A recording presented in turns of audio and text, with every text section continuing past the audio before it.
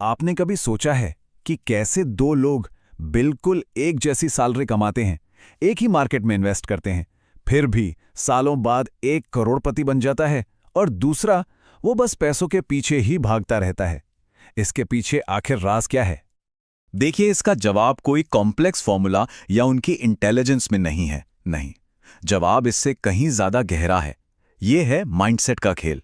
और इसी राज से पर्दा उठाती है ये कमाल की किताब द साइकोलॉजी ऑफ मनी।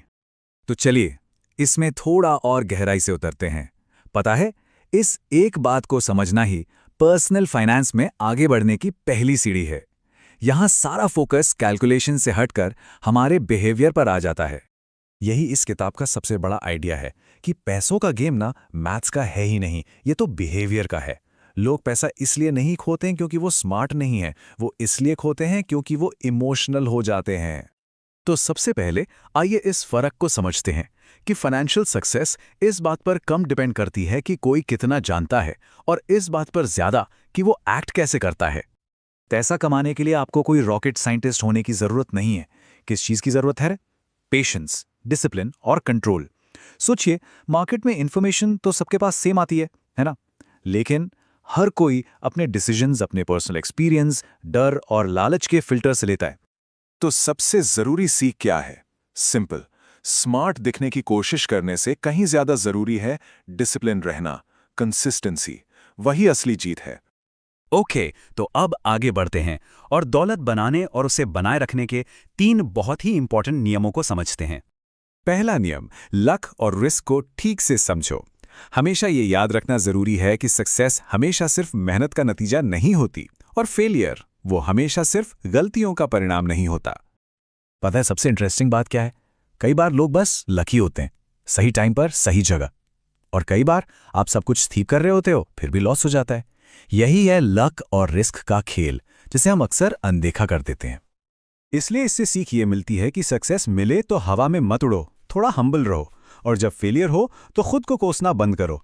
ये बैलेंस बनाए रखना बहुत जरूरी है। अब आते हैं दूसरे नियम पर, और यह है कंपाउंडिंग की पावर। इसे आप एक स्नोबॉल इफेक्ट की तरह समझ सकते हैं। ये कोई एक दिन का जादू नहीं है, ये छोटे छोटे सही डिसीजंस का नतीजा है जो वक्त के साथ बहुत बड़े हो जाते हैं। और इसका सबसे शक्तिशाली साथी कौन है? टाइम, यानी समय। टाइमिंग नहीं। लोग मार्केट को टाइम करने के चक्कर में रहते हैं कि कब खरीदें कब बेचें।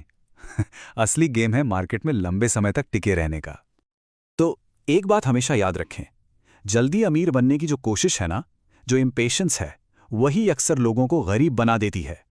और अब तीसरा नियम, अमीर बनना और अमीर बने रहना। सुनने में एक जैसा लगता है, पर ये दो बिल्कुल अलग अलग चीजें हैं। इनके लिए स्किल्स और माइंडसेट भी अलग अलग चाहिए। इस फर्क को ऐसे समझिए, अमीर बनने के लिए आपको रिस्क लेना पड़ता है, ऑप्टिमिस्टिक होना पड़ता है। पर अमीर बने रहने के लिए, उसके लिए आपको सर्वाइवल मोड में रहना पड़ता है, सतर्क रहना पड़ता है और बर्बाद होने से बचना पड़ता है। ये एक स्किल से ज्यादा एक आदत है। तो सबसे इंपॉर्टेंट स्ट्रैटेजी क्या हुई? सर्वाइवल।